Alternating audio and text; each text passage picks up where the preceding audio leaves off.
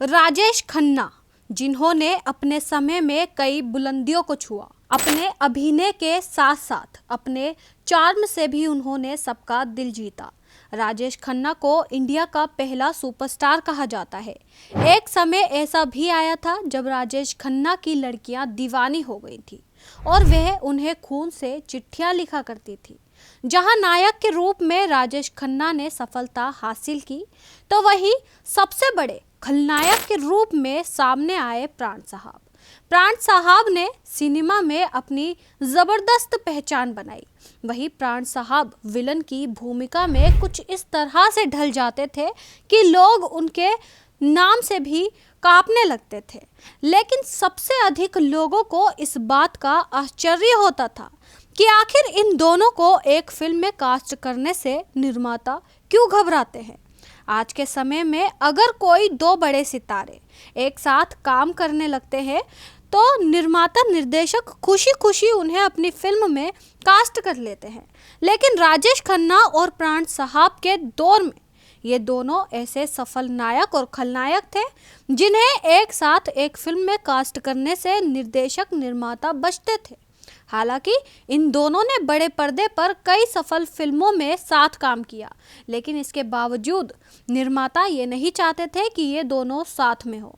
आखिर दोनों को एक साथ एक फिल्म में ना लेने की क्या वजह थी? आपको बता दें, प्राण साहब और राजेश खन्ना दोनों ही अपने ज़माने के बहुत बड़े सितारे रहे हैं।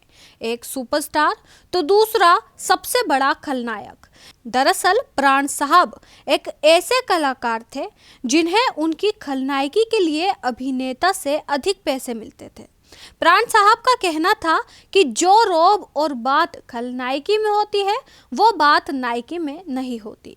प्राण साहब के अलावा राजेश खन्ना भी अपने ज़माने के सबसे अधिक फीस लेने वाले अभिनेता थे। अपनी फिल्म आराधना की बॉक्स ऑफिस सफलता के बाद राजेश खन्ना ने अपनी फीस बढ़ा दी और वो एक फिल्म के लिए करीब 20 लाख रुपए तक चार्ज लेने लगे, जो उस जमाने में बहुत अधिक थी। अधिक फीस होने के बाद भी निर्माता अपनी फिल्मों को सफल बनाने के लिए उन्हें कास्ट करते थे और इन दोनों की फीस उस जमाने में इतनी ज़्यादा थी कि निर्माता निर्देशक इन दोनों को एक साथ फिल्म में कास्ट करने से घबराने लगते थे। हालांकि प्राण साहब और राजेश खन्ना ने एक साथ कम फिल्मों में काम किया, लेकिन जिन फिल्मों में दोनों ने साथ काम किया वो फिल्में बॉक्स ऑफिस पर सुपरहिट रही। लेकिन इसके बावजूद भी निर्माता इन्हें एक साथ एक फिल्म में नहीं लेना चाहते थे। उनका मानना था कि अगर इन दोनों दिग्गज कलाकारों को एक साथ एक फिल्म में लिया जाता तो फिल्म की लागत काफ़ी बढ़ जाती और फिल्म का बजट भी उन्हें बढ़ाना पड़ता था।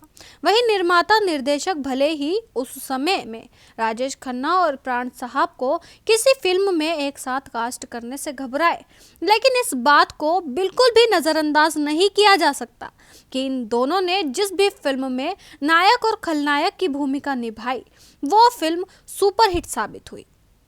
राजेश खन्ना और प्राण साहब ने साथ में दुर्गा, जानवर, बाएं हाथ का खेल, मर्यादा और बेवफाई जैसी फिल्मों में काम किया और उनकी ये फिल्में बॉक्स ऑफिस पर सफल साबित हुई।